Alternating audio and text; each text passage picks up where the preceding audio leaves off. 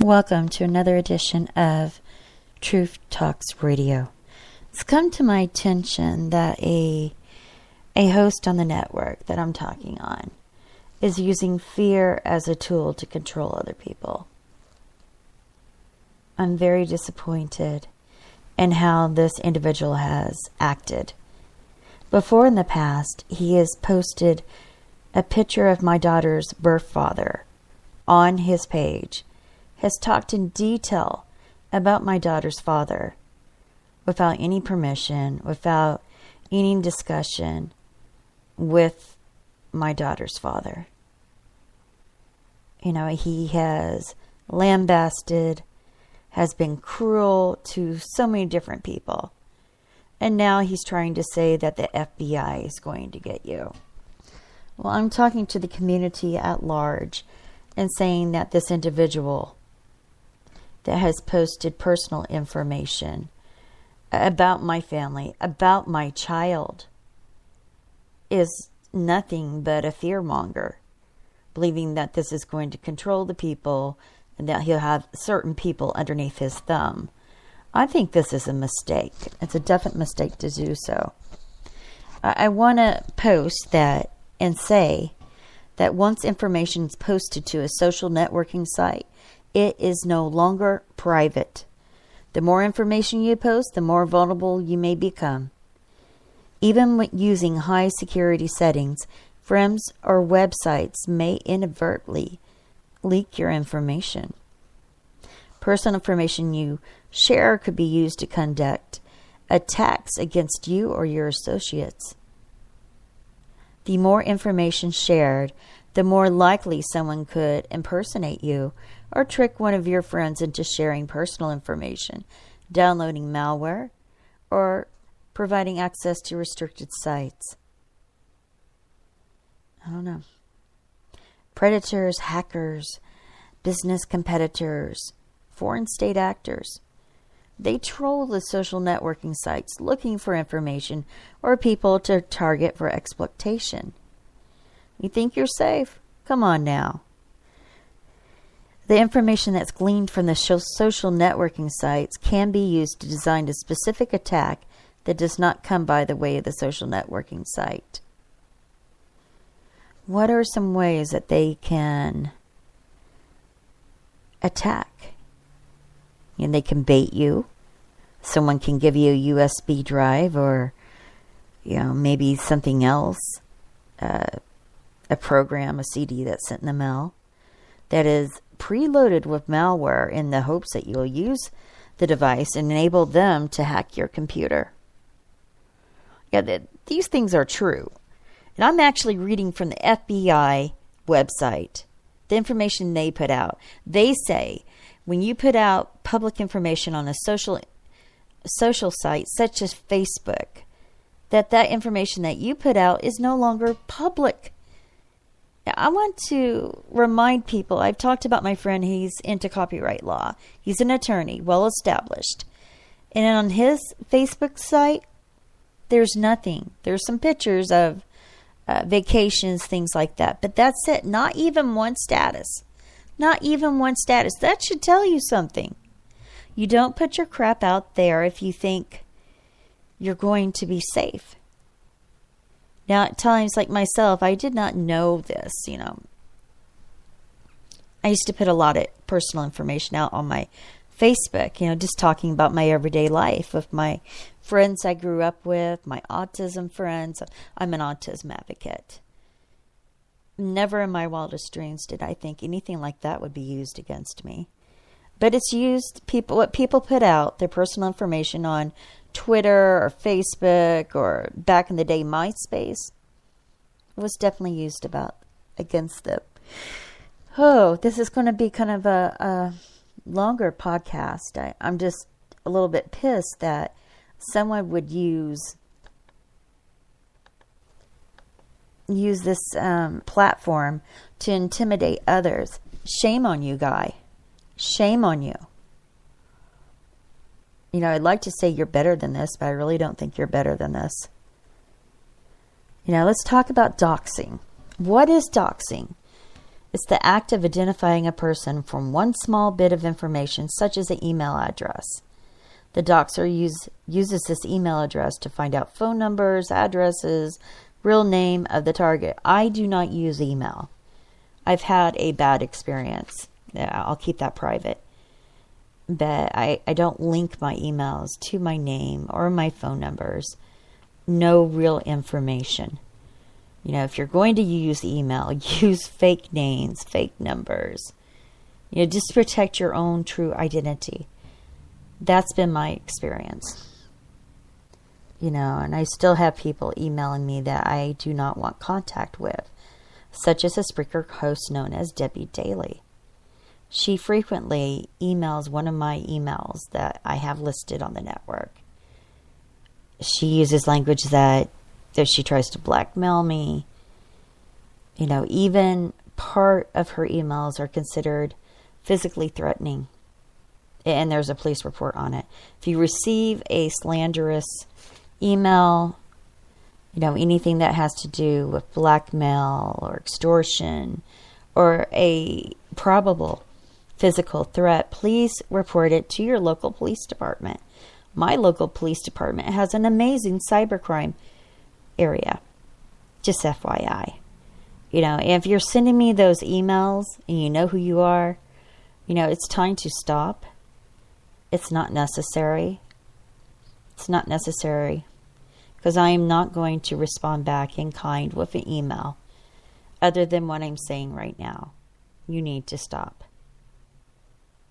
Okay. Now I'm done with the rat.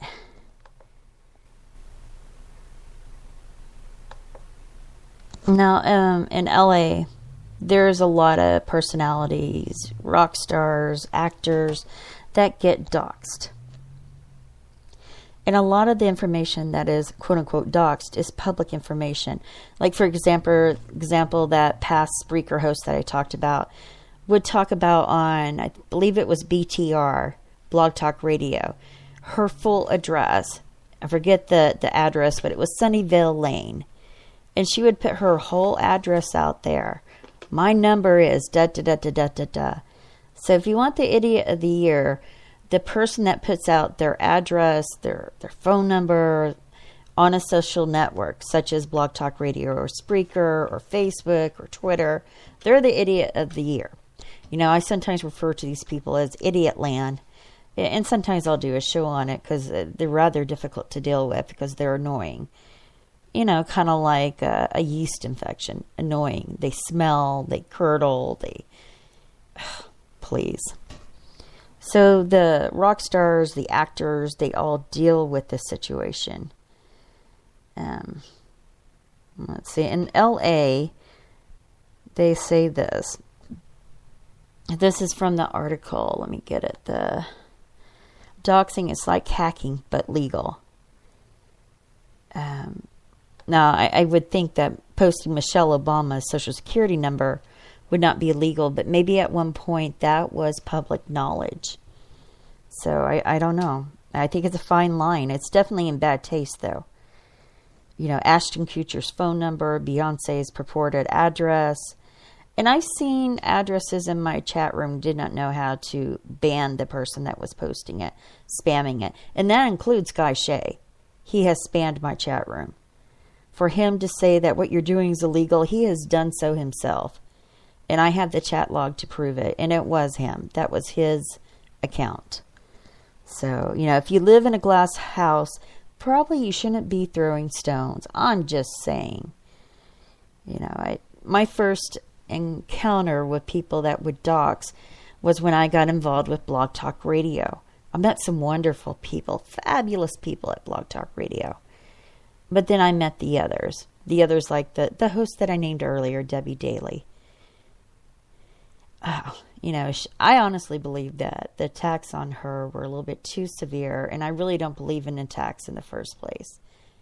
But what I saw her go through, that to me was hideous, and I don't understand why the FBI or her local police department were not responding in kind. They should have.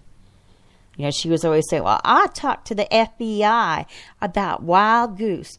Well, I'm here to tell you that in Skype chat, she confessed to me that she had not gone to FBI, and that it was like she was reveling in the fact that Wild Goose was on the run. I forget the term she used. It was on a different computer. I kept all those Skype chats. I kept all of them because I knew at one point that she would turn against people. I learned that the hard way. But I'm not here to bash her, but to use her as an example.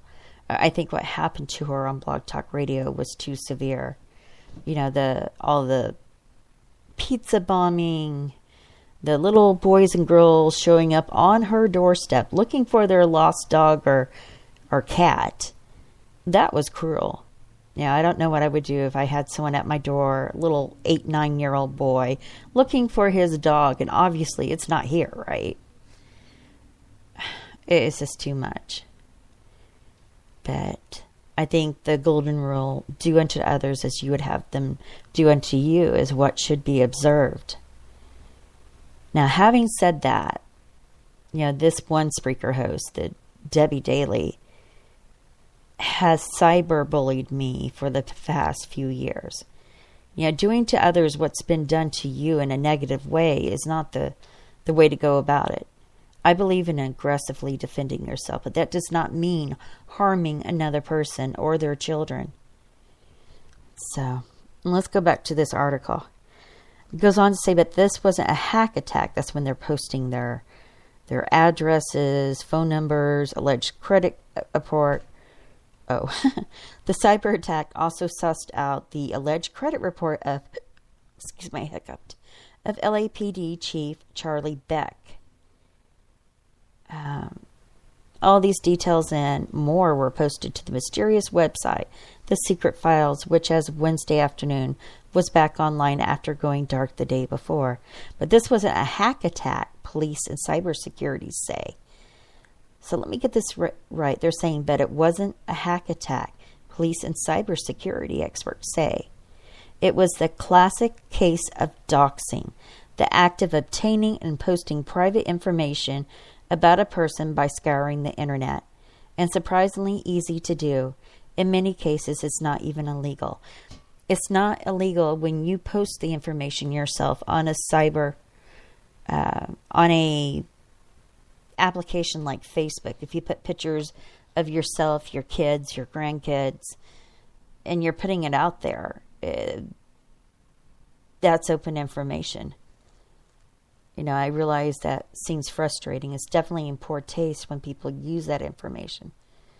You can post it as long as there's nothing,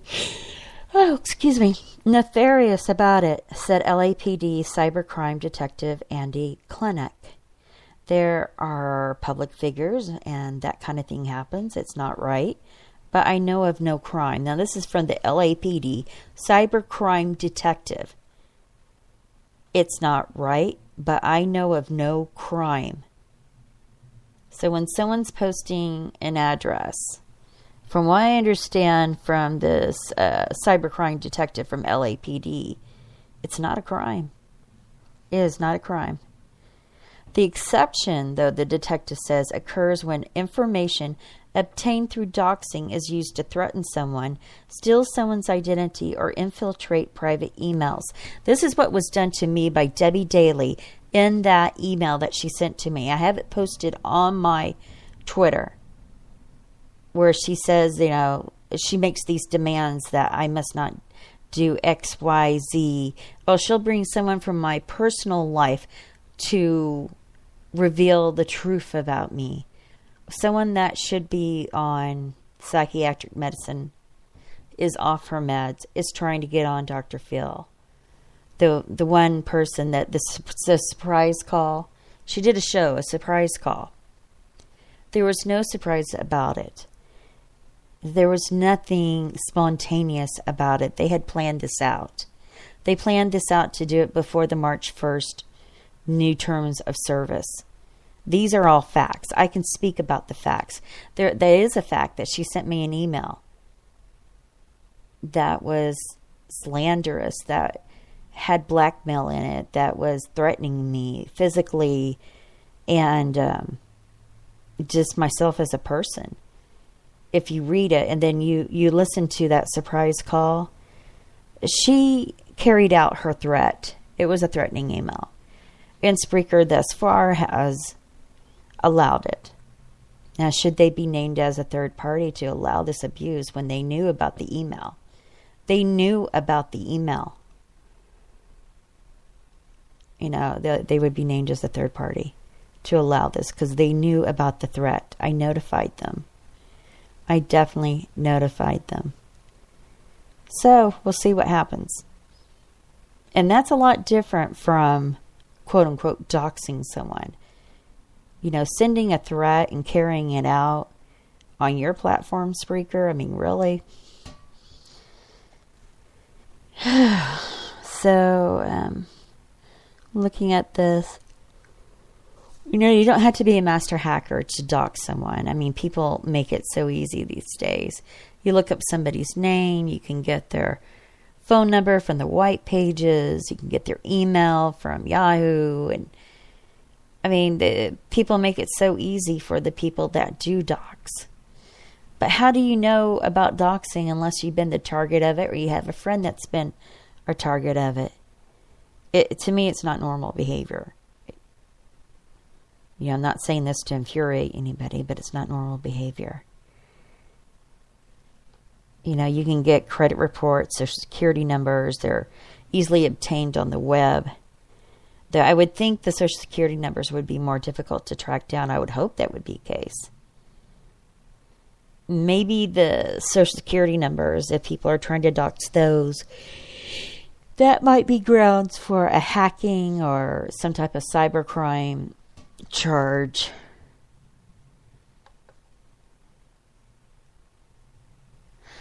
There are 3 credit report agencies. I used to work for one.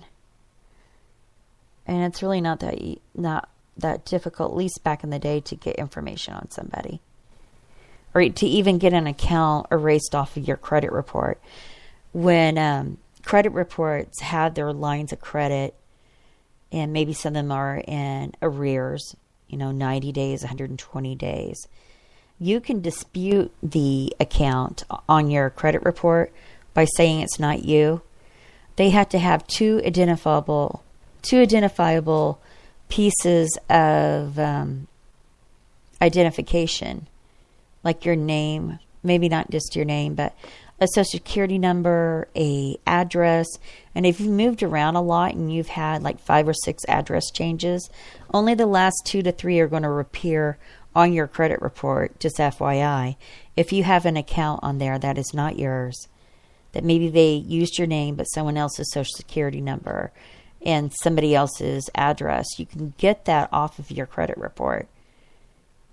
So like Equifax, you would, if you have a credit report agency in your local area, you would go down there and fill out a form to say that, Turner and Hooch Broadcasting said that they had an account with you and you haven't paid it. It's 120 days in the arrears and you do not have an account with Turner and Hooch Broadcasting. You would say that this is not my account, and they would have to, by law, check up on those identity markers. If they do not have 2 valid identity markers, Turner and Hooch Broadcasting goes off of your credit report.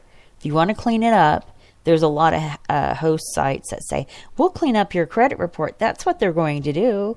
They're just going to dispute the bad lines of credit that you have and have the credit report agency check out those markers. It's very easy to do. You can do it yourself. I don't know why I went off on that tangent, but I know why, because of the credit report agency said there was a lot of inquiries. You can see if someone's looked you up on the credit report agency as well, like Equifax. You can ask to find out who has done a credit report on you in the last 60, 90 days. And they'll provide not only how many, but who has looked into your credit report. That's your right by law. So, let me go to this other thing. I'm going to take a sip, just one moment. Let me check my board. Hold on. I was going to talk about Vince in the Bay, who had started podcasting on Blog Talk Radio, and Sabu. Sabu was a FBI informant. Sabu was often featured on Vince in the Bay's podcast on Blog Talk Radio.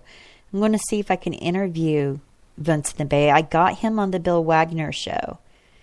Bill Wagner and I would co-host shows. He would sometimes do my show for me if I was unable to do it. And Bill Wagner is so cool and so nice. A lot of people would say he's a hacker. He is not. I've known him a number of years.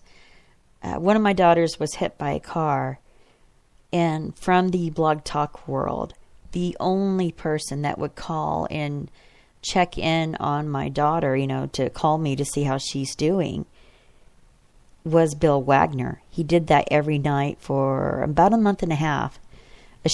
Her hip was fractured, and we're talking about a child that suddenly had to go back to diapers, and it was difficult. It was very difficult. And at the same time, Debbie is blasting me, playing my intellectual property on her show nightly. I had a lot on my shoulders at that time, and he was very supportive. He's a good friend. He's a good person. And I would defend him. I would defend him because I never once heard him talking about hacking or trolling or doxing. He only complained about people that were doing things in his name. I won't say the name of the group, but they would do some very heinous things in his name. And he had nothing to do with it. Nothing. I just think all these people that are so drama-filled, and they want everybody to be fearful of them. Yeah, what you're doing is a federal crime, man. I mean, come on.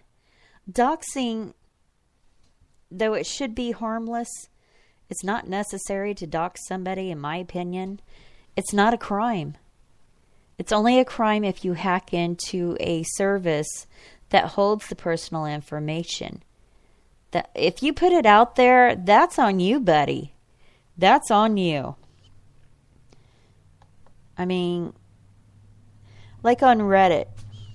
Reddit has a site policy of not allowing its users from posting any kind of personal information except for those of professional people such as a senator or a CEO of a company. Some users have been completely banned from the website for doxing.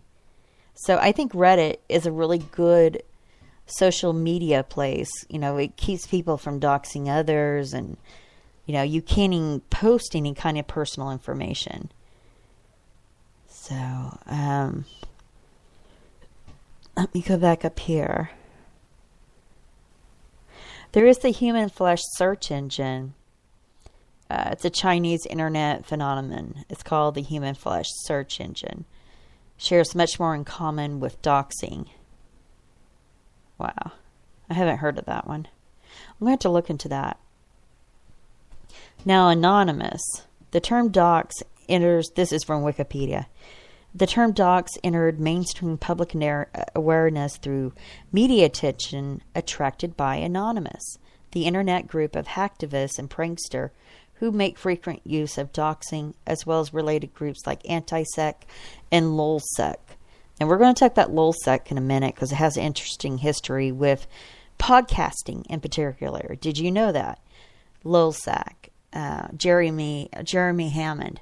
And I think I'm just going to leave that part of the discussion for the next show, which I should do in about an hour. LulzSec, LulzSec, if you want to look it up yourself. I've talked to members of LulzSec, unaware, while I was on the Vince in the Bay show, which I didn't stay on it very long. But, I don't think he's a bad guy. I think he's made poor choices. They're not mistakes. He chose these decisions. These decisions were his choice and no one else's. So wow. I mean, the next show you're going to be jaw dropped. I'm going to read part of the transcript from the Jeremy Hammond case, who was convicted of federal crime. This is not a joke, but these are hackers we're talking about. We're not talking about ordinary people that are in poor taste putting somebody's address out there. I cannot tell you how much of poor taste I think it is. It's horrible. I've been doxxed myself. I've learned to be more careful with what I put out there. It was a painful lesson. Please listen from my lesson. And if you're on social media, other than your public contact information, I wouldn't put anything else out there. Well, how to do my podcast? I base it on part of my life. I understand that. And you'll just have to chance it. But on the record, what these groups did to Debbie Daly was wrong. No ifs, ands, or buts. No matter how I feel about her. Because she has done some of the same actions to other people. Not all of them, but some of them. I do not believe in using fear as a way to control a population. You're not going to win if you're going to use fear. You're going to get convicted of a federal crime. Well, good and well they won't. For putting out information that you put out on Facebook, when you put pictures of your grandchildren on Facebook and it was a public page where everybody could see it, you have your address on the about part. No, shame on you, guy. Shame on you. You're just going to have to deal with it and keep your personal information private from now on. Protect those grandkids. Don't put pictures of them out there. All right. And keep your Facebook private and know who your friends are on there. Don't just accept somebody because they sent you a friend request. Or be like my friend. Don't even put a status out there. Don't put any personal information out there. But he's a copyright attorney, and he would definitely know a lot more than the average person when it comes to social media. He's brilliant. He's freaking brilliant. But he works in the garment district, and he's cool. So he has some high-profile clients. I guess you could call them clients. I'm not an attorney. But I do know on Truth Talks Radio that every voice has value, even if I disagree with it. So part 2 will be in about 30 minutes or an hour. I homeschool my kids. See, I'm putting out personal information, and I need to check on their progress. So, thank you for listening, and that's it. Have a good night or good day, and I'll see you in about an hour.